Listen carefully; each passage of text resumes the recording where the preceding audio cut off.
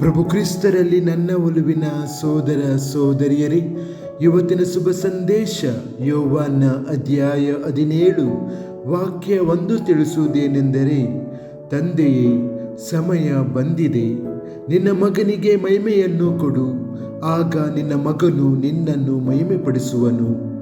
ಚಿಂತನೆ: ಈ ಪ್ರಾರ್ಥನೆಯಲ್ಲಿ ಯೇಸು ತಂದೆಯಲ್ಲಿ ಸಂಪೂರ್ಣ ನಂಬಿಕೆಯೊಂದಿಗೆ ತನ್ನ ದೇಹವನ್ನು ಸ್ವೀಕರಿಸುತ್ತಾನೆ. ಸಮಯ ಎಂದರೆ ಶಿಲುಬೆಯ ಮೂಲಕ ತ್ಯಾಗ, ಪ್ರೀತಿ ಮತ್ತು ವಿಜಯದ ಕ್ಷಣ. ಜೀವನದ ಪ್ರತಿಯೊಂದು ಕ್ಷಣವನ್ನು ದೇವರ ಕೈಗೆ ಒಪ್ಪಿಸುವಂತೆ ಯೇಸು ನಮಗೆ ಕಲಿಸುತ್ತಾರೆ. ದುಃಖವೂ ಸಹ ಮಹಿಮೆಗೆ ದಾರಿಯಾಗಬಹುದು ಎಂದು ನೆನಪಿಸುತ್ತಾರೆ.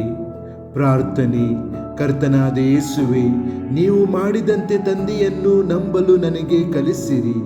ಸಂತೋಷ ಮತ್ತು ಕಷ್ಟದ ಸಮಯದಲ್ಲಿ ಎಲ್ಲಕ್ಕಿಂತ ಹೆಚ್ಚಾಗಿ ದೇವರ ಮಹಿಮೆಯನ್ನು ಹುಡುಕಲು ನನಗೆ ಸಹಾಯ ಮಾಡಿರಿ.